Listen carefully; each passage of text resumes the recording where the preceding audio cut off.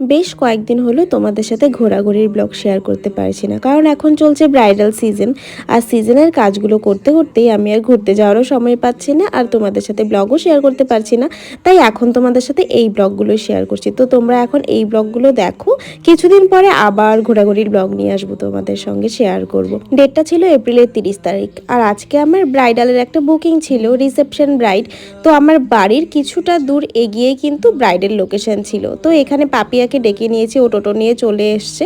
আর এখন আমরা যাচ্ছি ব্রাইডের লোকেশনে। তো কথা বলতে বলতে আমি ব্রাইডের লোকেশনে চলেও এলাম। বেশি দূরে ছিল না, আমার বাড়ি থেকে প্রায় 5 মিনিটের দূরত্বে। হাই বলো। আজকের ব্রাইড কিন্তু ভীষণ হাসি খুশি আর মিশুকে ছিল। ওর স্কিনটা একবার তোমাদের সাথে শেয়ার করে দিচ্ছি। ওর স্কিনে ছিল প্রচণ্ড পরিমাণে প্রবলেম। ও বলল এই প্রবলেমগুলো হয়েছে ওদের ওখানকার ওয়েদারের জন্য আর জলের জন্য, এগুলো আগে ছিল না। তো যাই হোক, যারা ভয় পাও যে যাদের স্কিনে প্রবলেম আছে, মেকআপ হয়তো আমার স্কিনে বসবেই না বা ভালো লাগবে না, তাদের জন্য কিন্তু এই ব্লগটা অনেকটা হেল্পফুল হবে। হ্যাঁ, কিন্তু একটা কথা ঠিক, স্কিন যত ভালো হবে মেকআপ কিন্তু ততটাই ফ্ললেস দেখতে লাগবে। কিন্তু আফটার মেকওভার কিন্তু ওকেও অনেক মিষ্টি লাগছিল দেখতে। সেটা তোমরা রেজাল্ট তোমরা দেখতেই পারবে পুরো ব্লগটা দেখলে। যদি প্রবলেমেটিক স্কিন হয় তাহলে আমাদের স্কিন প্রিপারেশনটা খুব ভালোভাবে করতে হবে। ওর স্কিনে প্রবলেমের সাথে সাথে ছিল প্রচুর পরিমাণে পোর, মানে অনেক গর্ত গর্ত টাইপের, এরকম টাইপের প্রবলেম ছিল। তো ওই প্রবলেমগুলোকে একটু হাইড করার জন্য আমি এখানে পোর প্রাইমার ইউজ করেছিলাম আর ম্যাকেজমিয়ার ম্যাজিক ড্রপ ইউজ করেছিলাম, যেন পোরগুলো একটু হাইড হয়ে যায়। তার মধ্যে ছিল প্রচন্ড পরিমাণে গরম, ওই জন্য আমি ম্যাজিক ড্রপটা ইউজ করেছি। ওর স্কিনে আমি কোনো রকম কালার কারেকশন করিনি, ডিরেক্ট আমি এখানে মেকআপ স্টুডিওর ফেসিট ইউজ করেছি। তোমরা সবাই জানো ক্রাইলাইন এবং ফেসিটের বেস কিন্তু অনেকটাই মোটা লেয়ার এবং ফুল কভারেজ, তাই আমার ইজিলি কিন্তু প্রবলেমগুলো হাইড হয়ে যাবে। তাই আমি এই জিনিসটা দিয়ে হালকা লেয়ার ক্রিয়েট করে দেন ওপরে ফাউন্ডেশন ইউজ করেছি। মেকআপ করতে করতে ওর সাথে এতটাই ফ্র্যাঙ্কলি হয়ে গেছিলাম যে এখন আমি বসে বসে মেকআপ করছিলাম। তোমরা সামনে থেকে ব্লেন্ডিংটা বুঝতেই পারছো যে ওর প্রবলেমগুলো কতটা হাইড হয়েছে। আমি কিন্তু কোনো এডিট করিনি, একদম ডিরেক্ট র ক্লিকগুলো তোমাদের সাথে শেয়ার করেছি।